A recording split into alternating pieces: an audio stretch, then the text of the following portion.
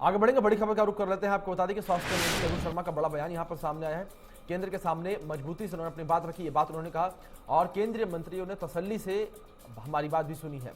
और साथ ही उन्होंने कहा कि 3 बिंदुओं पर मुख्य रूप से चर्चा हुई है। उन्होंने कहा कि ऑक्सीजन रेमडेसिविर उपलब्ध करवाने की मांग रखी गई है, साथ ही टॉसिलीजुमैब इंजेक्शन की उपलब्ध करवाने की मांग भी जो है मजबूती से केंद्र के सामने रखी गई है। उन्होंने कहा कि केंद्र को ऑक्सीजन डिमांड का एस्टिमेटेड दिया गया है। और साथ ही केंद्रीय मंत्री रघु शर्मा ने कहा कि माफ कीजिएगा, स्वास्थ्य मंत्री रघु शर्मा ने कहा कि 30 अप्रैल तक 365 मेट्रिक टन ऑक्सीजन की जरूरत होगी और 9 मई तक 541 मेट्रिक टन ऑक्सीजन की जरूरत पड़ेगी और 9 मई तक सप्लाई के लिए 65 टन की जरूरत भी होगी।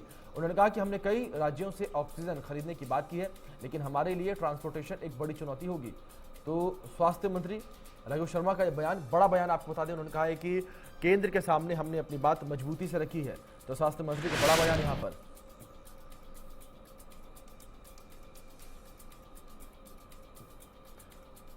जिस तरीके से कल 3 मंत्रियों का दल दिल्ली पहुंचा था, तो उसके बाद स्वास्थ्य मंत्री रघु शर्मा का ये बड़ा बयान सामने आया। स्वास्थ्य मंत्री रघु शर्मा ने कहा कि केंद्र के सामने हमने अपनी बात जो है मजबूती से रखी। साथ ही उन्होंने कहा कि केंद्रीय मंत्रियों ने तसल्ली से हमारी बातों को सुना है।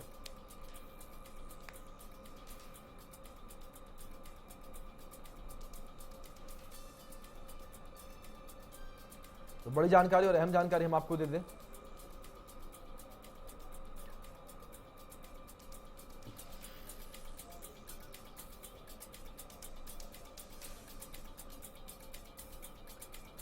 स्वास्थ्य मंत्री रघु शर्मा का यहां पर एक बड़ा बयान सामने आया। स्वास्थ्य मंत्री रघु शर्मा ने केंद्र से ऑक्सीजन के डिमांड का जो एस्टिमेट है वो सौंपने की बात कही।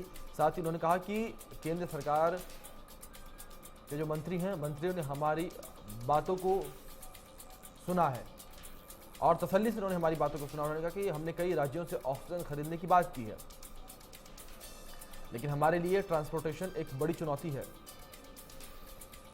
केंद्र को ऑक्सीजन डिमांड का एस्टिमेट जो है वो प्रदेश सरकार की ओर से दिया गया, प्रदेश की ओर से दिया गया है।